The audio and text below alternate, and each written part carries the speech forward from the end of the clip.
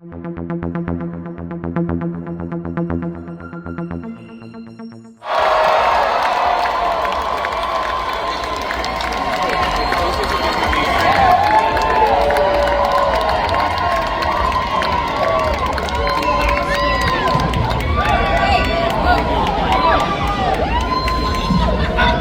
sit on the floor. Hi, everybody. Holy smokes. Nice. This is so exciting to have all of you here. I want to just start out by asking the most obvious question. This past season of Mandalorian was extraordinary.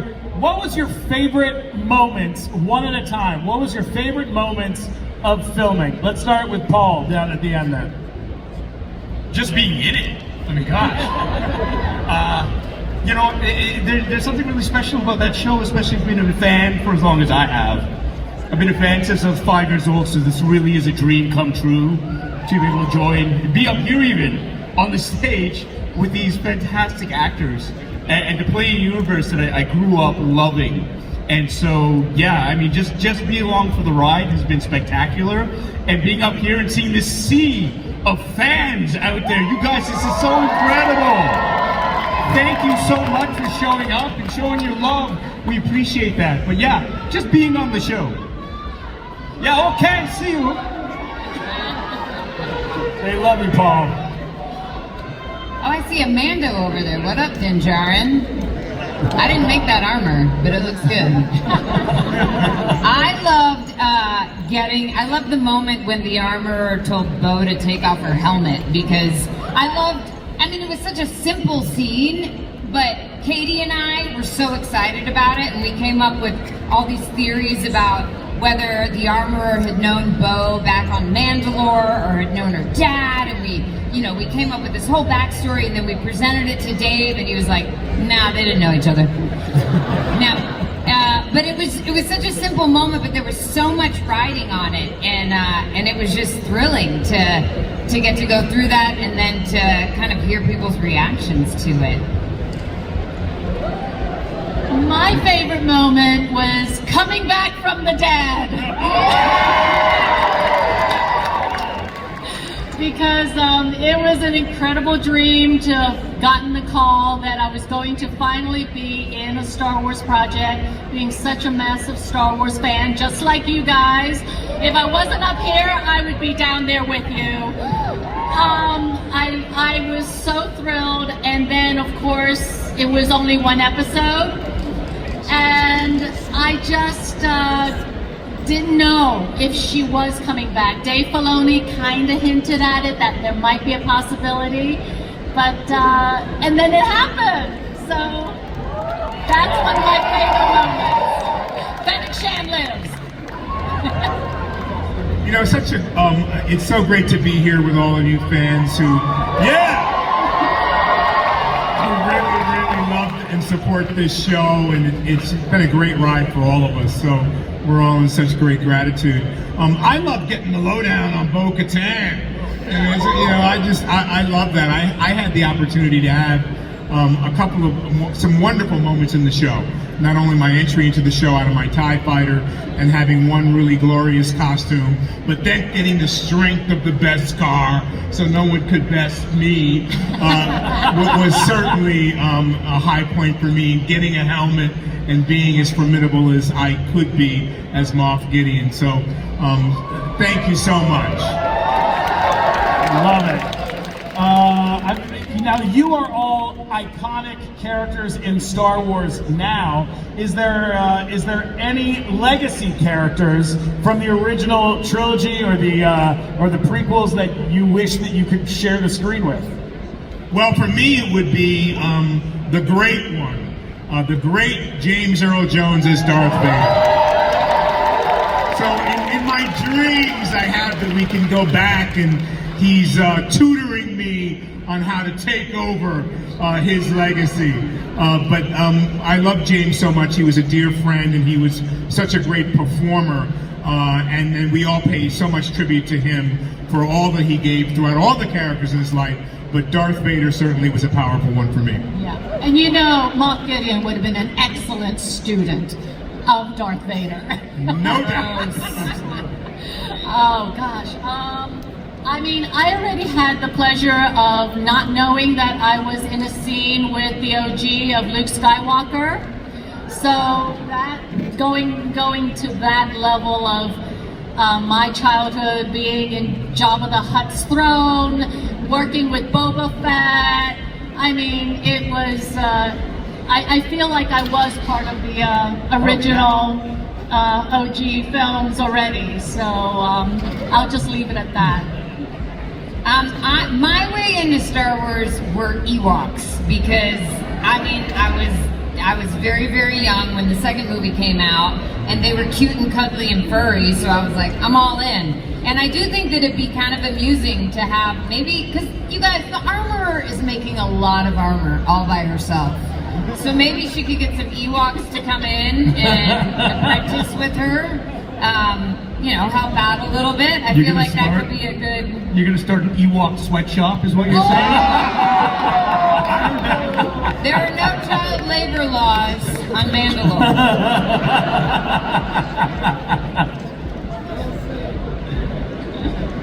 Me? Wedge Antilles. I'd love, it would be fun for Carson Teva and Wedge Antilles to be kicking back, just a couple of pilots after, going on patrol for a bit. I'd like to think in my own headcanon that maybe the paths have crossed a couple of times. We've hung out, shared a couple of drinks, played a game or two of Sabacc. And I think that'd be a lot of fun. And of course, Dennis Lawson, one of the unsung heroes of the original trilogy. The only character to sort of make it through all three of the OG trilogy. The character, at least, I know there were a couple of actors who played him in A New Hope. But it'd be a lot of fun to see those two kicking around. Giancarlo, I want to go back with you just for a second to James Earl Jones. I know that he was a big influence on you.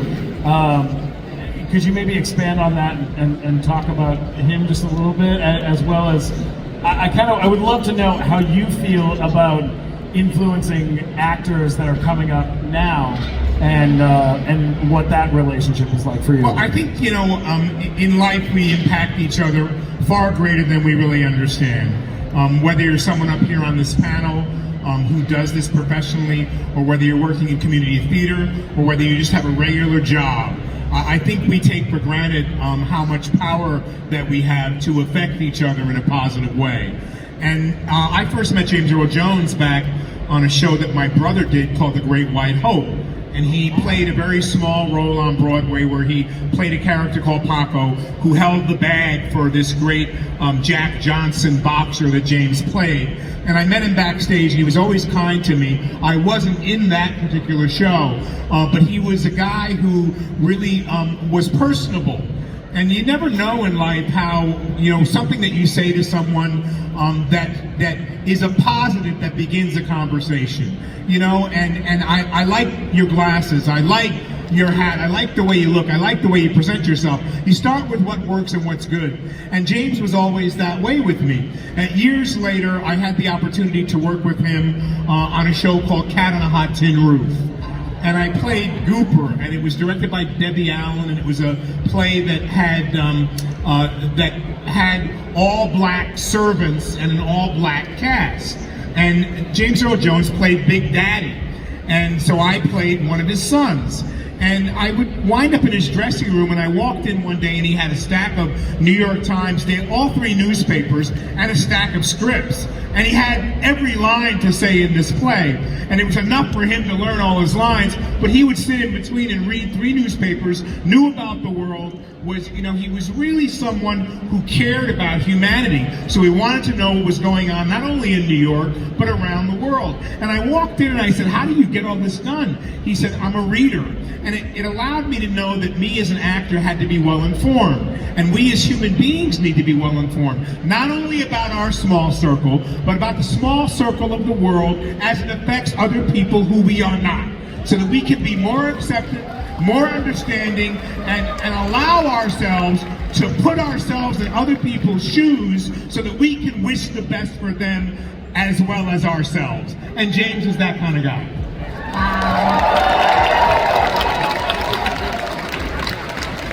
I want to go over to Emily for a second. Emily, I know you've done a lot of amazing charity events in full costume. And Yeah, I like to wanted go to ask undercover. about what that's been like for you, and also if you want to shout out any of these charities that you worked with. Any of you want to shout out, a good one to this amazing, massive audience? I think it's a great time to do that. Well, thank you. I mean, one of the things that has most impressed me about getting to do conventions and getting to know all of you in the fandom is how big your hearts are and how generous you are and how much good you do want to do in the world. And I feel so lucky that we get to be part of these stories that draw all of us together, and then you and us, we get to be part of a bigger story if we choose. And playing the armorer has definitely made me feel like I have some big shoes to fill, literally and figuratively, because those boots are kind of big. And so I've gotten to do a lot of work with kids through a group called Voices Against Cancer, which funds pediatric cancer research, but which also creates this incredible community of support for families that are going through this experience. And because of that, I've gotten to hear from a lot of you what your experiences are with cancer, and unfortunately it touches everybody. And I think it helps all of us when we get to talk about it, so that's a huge gift to me. I lost my dad to cancer, and getting to hear other people's stories of triumph or, when cancer does take somebody is so healing. And then the lighter side of that is that, yes, sometimes I do put on my armor and go undercover, and it's getting harder and harder because now people suspect it.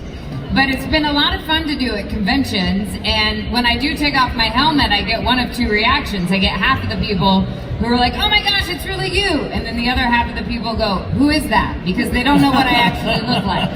So it's humbling, which is good.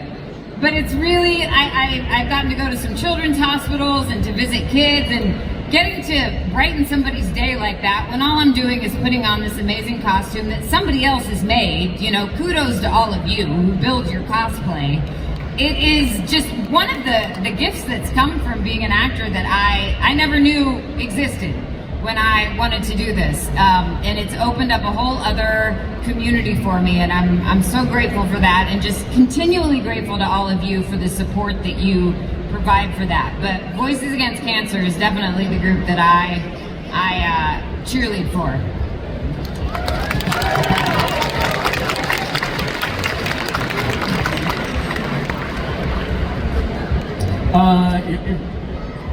Paul, if you want to take, if you have a charity you want to shout out, any of you guys have one, you're welcome to say Yeah, that. sure. I'm from Canada, so there are a couple of organizations like you.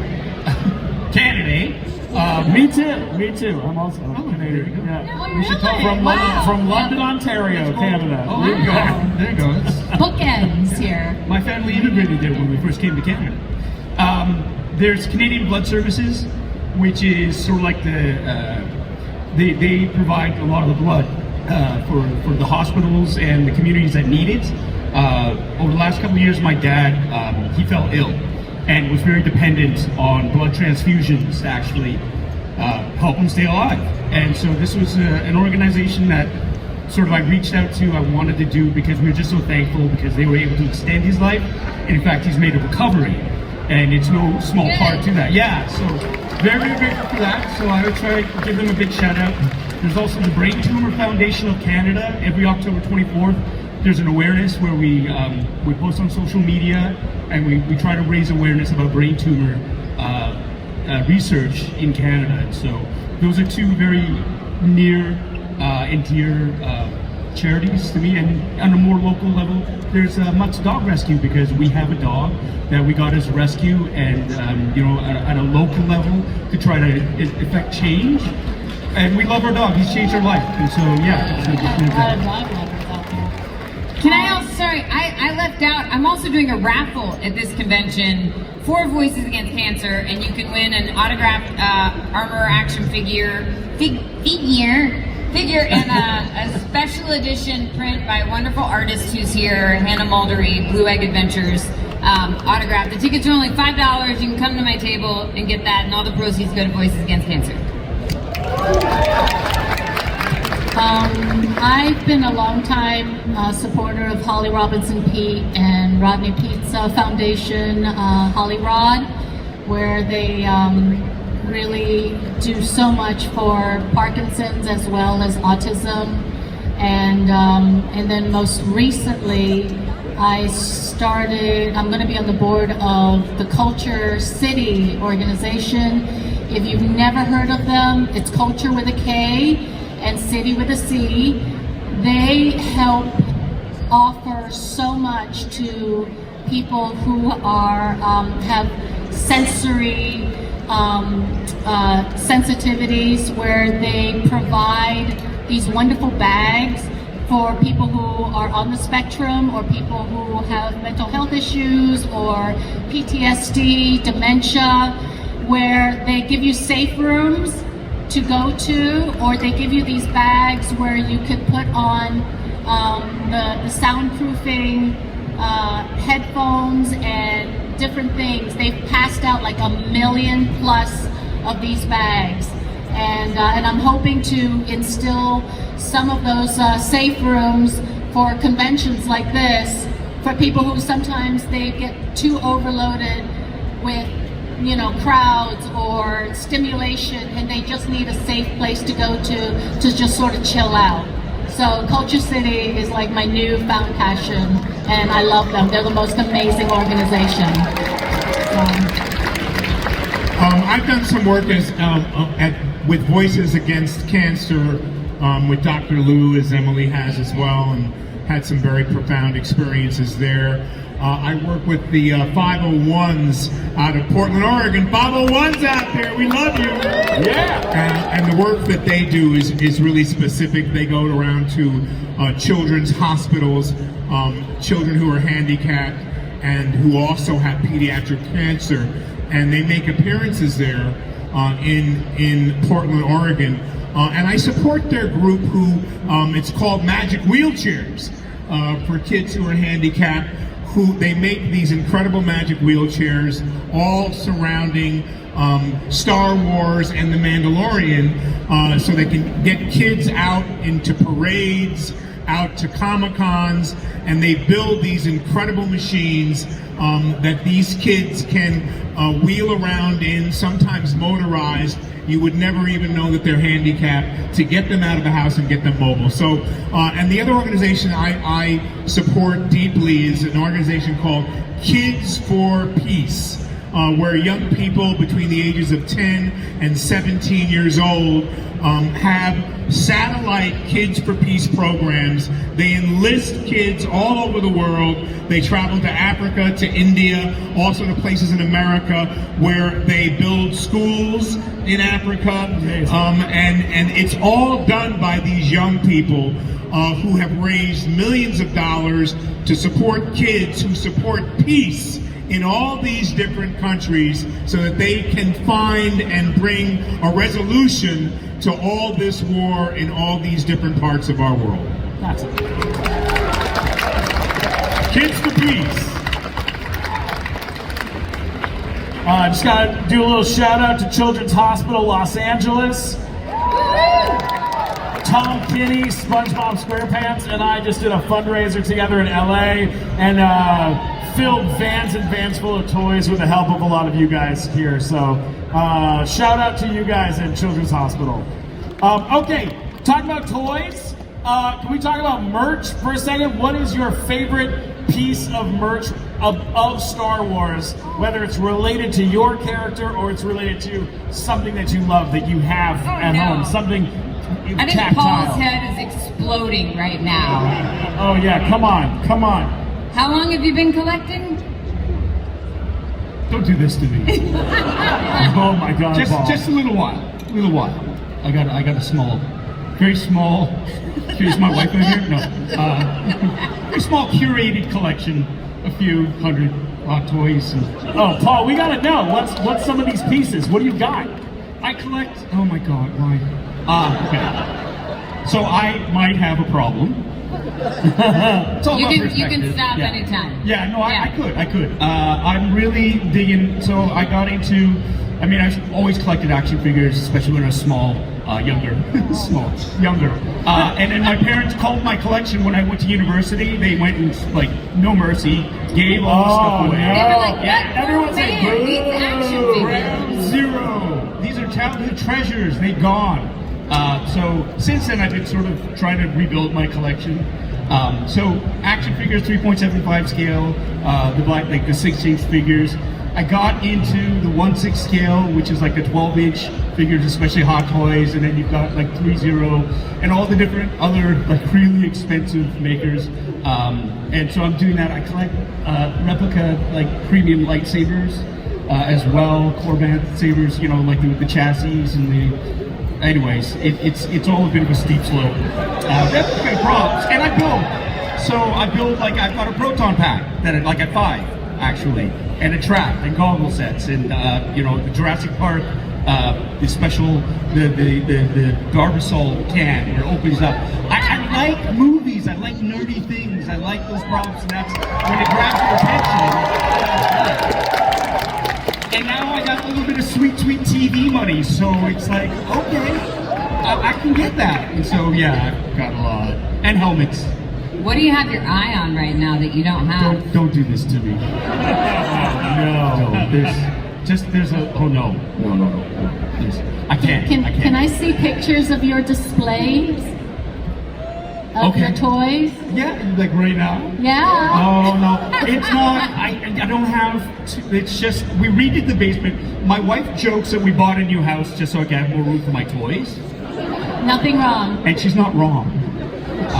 And the basement's a bit of a mess still. I bought custom shelves, module cases, so I could display my 1/6 scale figures.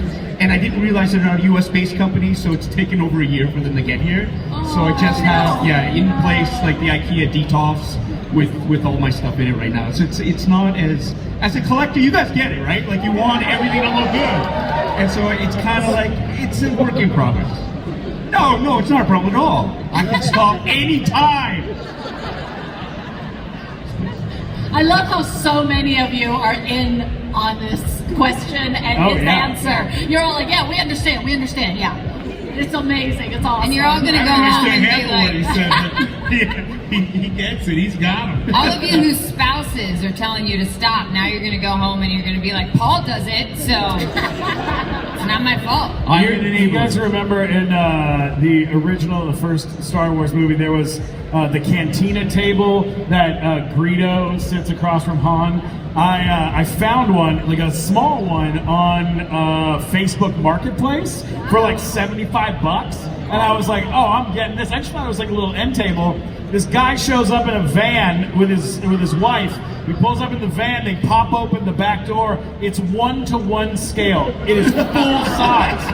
And I go, where's this from? He goes, oh, we made them at Skywalker Ranch for an event. We made 12 of them. This is the one I made. And I go, are you sure you want to sell it? And his wife in the front seat goes, get it out of the van! Get it out of the van, Paul! And I was like, oh my God, I have it in my living room. It's ridiculous. It's enormous. Awesome. I have a Mando ship on top of it, so you know, all love, all real love. You live with us every day. I live with you every day, Giancarlo. We love it. That's so amazing. Okay, we're gonna open this up to questions. Let's get where is Mike Black? Mike Black, come on out. Give it up for comedian Mike Black. Yeah, Mike. Mike, you can grab a question. Anybody from the front row? They got some over Does here. anyone have a question? Oh, how about you? Hi, my question is for Ming-Na. Who do you think would win in a fight between Fennec, Melinda May, and Mulan? Wow. That's a wicked question. Serious question. That's a serious, wow. I'd buy It tickets. depends on what kind of fight it is. Oh. That's key, right? But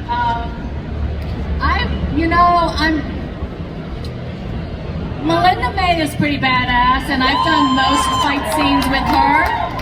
But if there's anything to do with, a shooting set of skills, then definitely it would be Fennec Shand. Yes. But I'm gonna, gosh, This is a mean question. You know, I know there's a gazillion fans who are Mulan fans, the OG.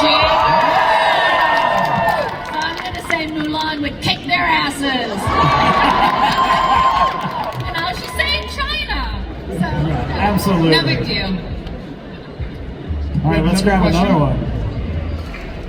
Hi, it's for the cast. I was just wondering if you're aware that there is a community of Grogu makers, Grogu that rebody and make their own Grogus, and how you feel about it. Mike, could you repeat the question? There is a community of Grogu makers Yeah. who make their own customized Grogu. How do you guys feel about that? You have something I want. That's how I feel about that. Perfect. That was absolutely perfect. I have a question for you, my favorite actress, Ming-Na Wen. Aww. I want to know, like, I have 3 questions to ask you. When are you going to have your reboot for your Mulan again? And when are you going to have your Star Wars story of your Fennec Shen? And also, how do you get your technique skills and have your Kung Fu fighting like as Mulan? Because you're my favorite. You're the best actress. Okay, Mike, can you repeat? Mike, can you help us with that one? Yeah. Something I'll about try. martial arts and He wanted to know Mulan. about your training and what you have coming up soon. Okay. Well, real quick, For the reboot of Mulan. Okay. I don't know if there's a reboot of Mulan, but my training is from dance and kung fu, and my kick-ass stunt double, who's a wushu master, Ming-Q. She's been my double for over 10 years, and I've learned so much from her, and she is a tough trainer. I love her dearly. I worked with her on Yeah. Book of Boba Fett, and she's incredible. She's amazing. She's tiny and powerful. Love her, and I get really fat when I'm not working with her. I'm gonna take a quick question from the internet. This one was, what piece of Star Wars technology do you wish was real? And before you say lightsaber, I feel like if I had a lightsaber, I end up cutting my arm off with it. I'm not very Yeah. coordinated. I bought a Ginsu knife recently, and I accidentally set it on fire. So that's not good. That's a mistake. That was a mistake. Please. Yeah. For me, it would be the TIE Fighter. Oh yeah. I mean, I just think it's the perfect shape. I think it moves faster than anything else, and I think we should have that in our world. There we go. That'd be my transportation, baby. New York to LA. TIE Fighter, baby. Yeah. I love that. I think for me it would be like if there was a light speed for LA traffic, like where you could just freaking get from one spot to the next, like yeah, just that's go through some wormhole or something just to get anywhere. Yeah. Love it. I just want a jetpack. I'm a simple girl with simple needs. Although that would come in handy for traffic too, so maybe it's practical. Land speeders. It'd be so much fun to just tool around in land speeder, no tires. Just go. You can go off-road, you can go over the water, you can do lots of fun things with the land speeder, plus she took jetpack, so. Yeah, nobody can steal the wheels, right? Yeah. Perfect. We got a question over here? We do. Okay, this question is for Giancarlo. Wanting to know if you plan on being involved in any more seasons of The Mandalorian, and if they'll add more seasons, and how many more, if you know. Well, I would love to be. You know, I don't know much about what's going on. I know they're making a film. I don't know if they're going to return to the show or not, but anything is open. And I certainly left the best opening ever for Moff Gideon to come back. You know, I love it when you see a character go over the edge, but you don't quite know what happens. And, you know, I remember in our last season when I came to set, had a different haircut because I figured I was in prison for a while, and had no mustache. And then before I started shooting, Jon Favreau came down and he kind of looked at me and he went, scratched his head, he went, "No mustache?" And I went, no mustache. And so it leaves it open with, all of those clones, that there's a possibility that Moff Gideon is still hiding out somewhere, waiting to come back and take over. I can almost guarantee it. Absolutely. Love it. Yeah. Hi, this is for Paul. Fellow collector here. I know you've talked about how Hasbro hasn't really made your own action figure. Has there been any talks with Hot Toys for like a 1/6 scale for licensing? What's the question? Hasbro? No. Well, yeah, Hasbro, but anything with Hot Toys as far as licensing goes? I'm sorry, Mike, could you repeat? He asked if, other than Hasbro, are there any other figures being made of you, like Hot Toys or Pops or anything like that? Oh my God, no. All my fellow collectors, let's band together and demand something. Yeah. Right? There's got to be a toy company here right now that we can get to sign an agreement. Yeah, I mean, I don't know what more I gotta do, because it's like Mandalorian, Book of Boba Fett, Ahsoka. It's 3 different series, right? Give Carson some love. Like, what's the deal, dudes? What more does he have to do? And it's not like he's he's not like a taxi driver. He's doing stuff.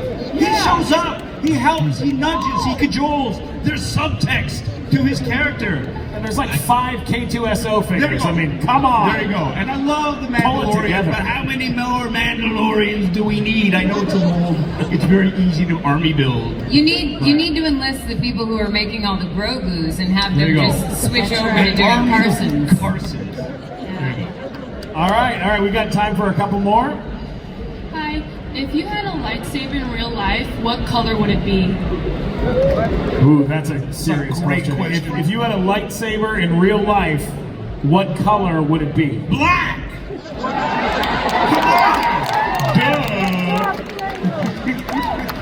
Orange for me, because that's Fennec's color, for sure. Gold, because I gotta have everything gold. This is a question I've long debated in my life. We've opened up a particular can of worms, and I don't think we have enough time to really fully explore. Suffice to say, blue?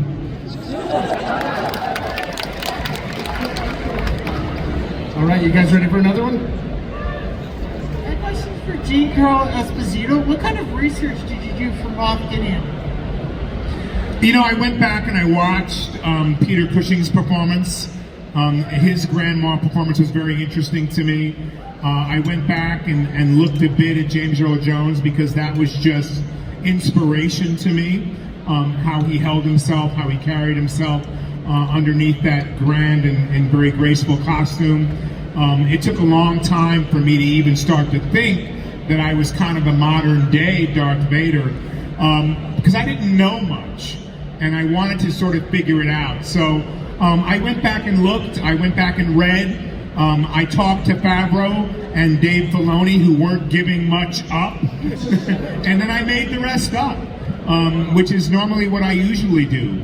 I had asked for, the one request I asked for was a cape, and that gave me the feeling that I had to walk a certain way and be a certain way.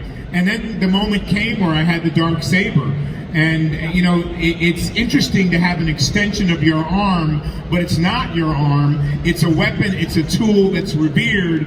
So I had to first bow down to it and give it great respect, and then start to play around in my living room with a broomstick to figure out how not to set it on fire and how not to chop my own arm off. Oh, yeah.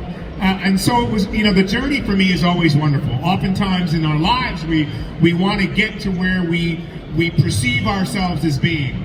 But if we got there tomorrow, we wouldn't appreciate it as much as if we built the building blocks to get there. So the journey becomes very important. The journey for me of Moff Gideon, although it was a very facilitated, fast one, I immersed myself to be able to figure out how to control the chaos and have you believe it and relate to it. Love it. Brilliant. So the show's very much the vision of these two minds, Favreau and Filoni, and I was curious how you felt about the differences, if there is much difference in their style of direction or how they tell a story or work with you as actors to make their vision come to life. They tell you very little. You know, David has a childlike, unjaded view with the intellect of someone who understands and remembers every piece of what's happening from the beginning. So to combine that, you know, that childlike view, which gives him a lightness of being and a creative sense that can expand things with the intellectual property of knowing what went before, is kind of an amazing combination. Whereas John is incredible also in his intellect, but what is it that you can say that makes things most practical? What I love the most is their empowerment of you as an actor, of us as actors. You know, and that is a beautiful thing.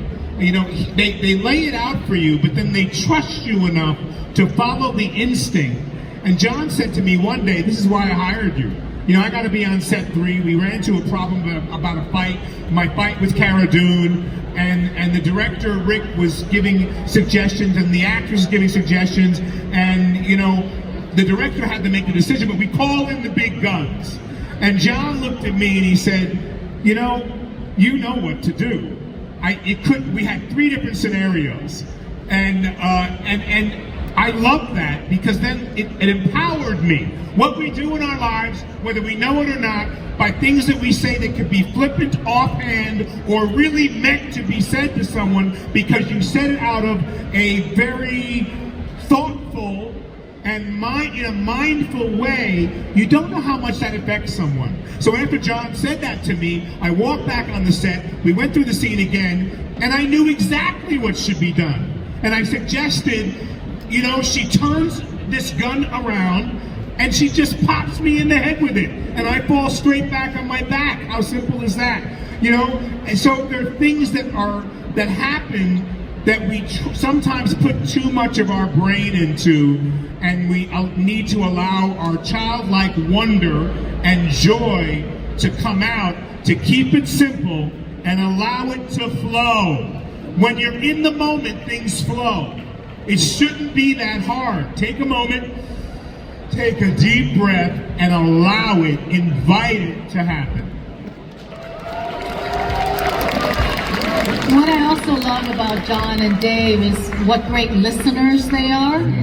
You know, they're incredible storytellers, but they're also really wonderful listeners. And as an actor, it's fantastic when you're on a set that complex and that big with so many things going on, that they will take that moment and you just feel heard as an actor. And that's the collaboration that I will always cherish with the both of them.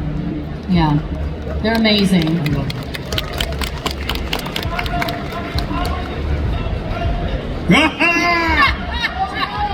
To become president. I'll be thinking about that, baby. Let's see how this next few months go. And then I'll rise up like a phoenix and proclaim all of you to be kings and queens that you are.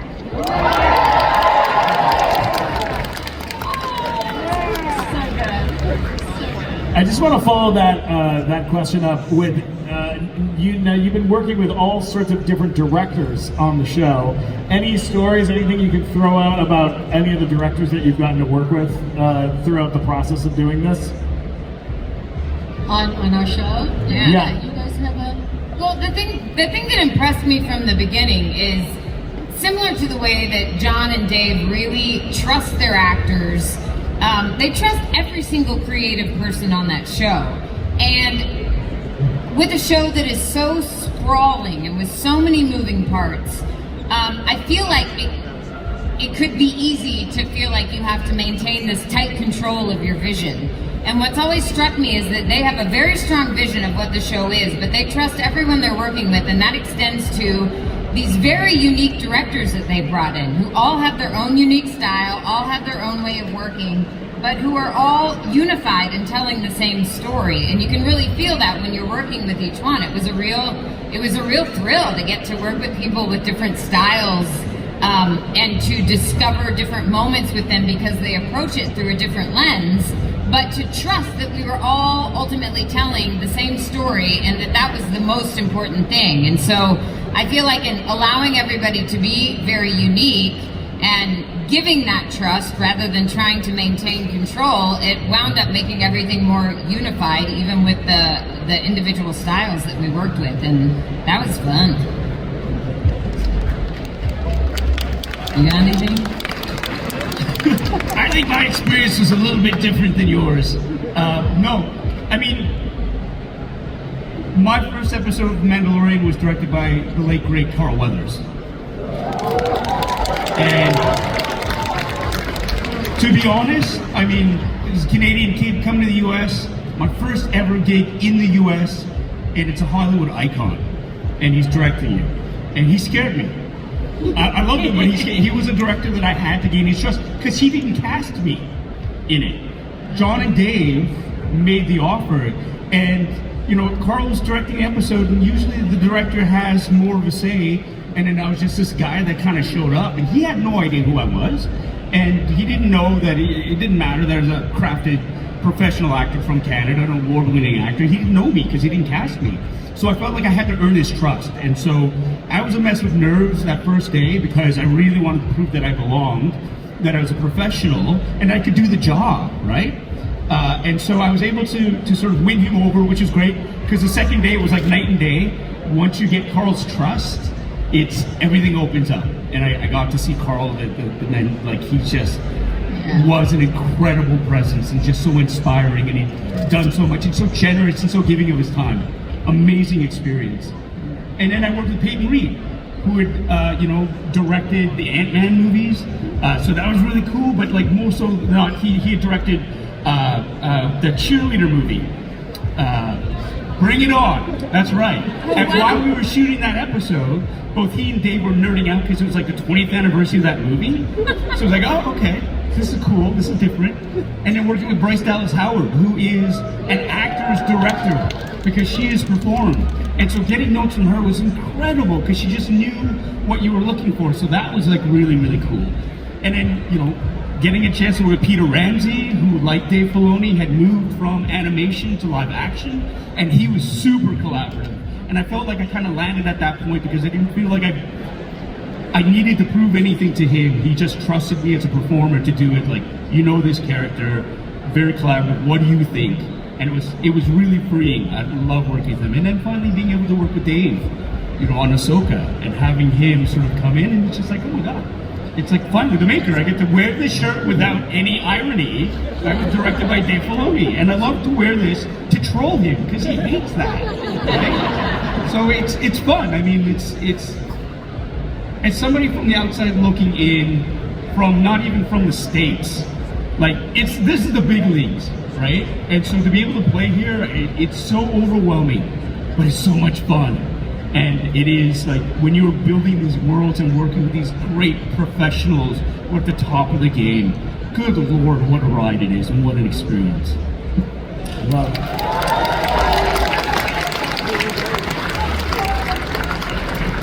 I love you too. All right, we got time for one more question.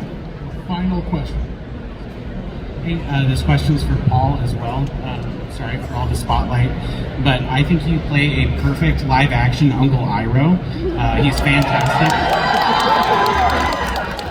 A lot of fans were really happy to see you do that, and I was wondering if Uncle Iroh got to sit in on a Jedi Council meeting, if there's a particular master that he would line up with philosophically.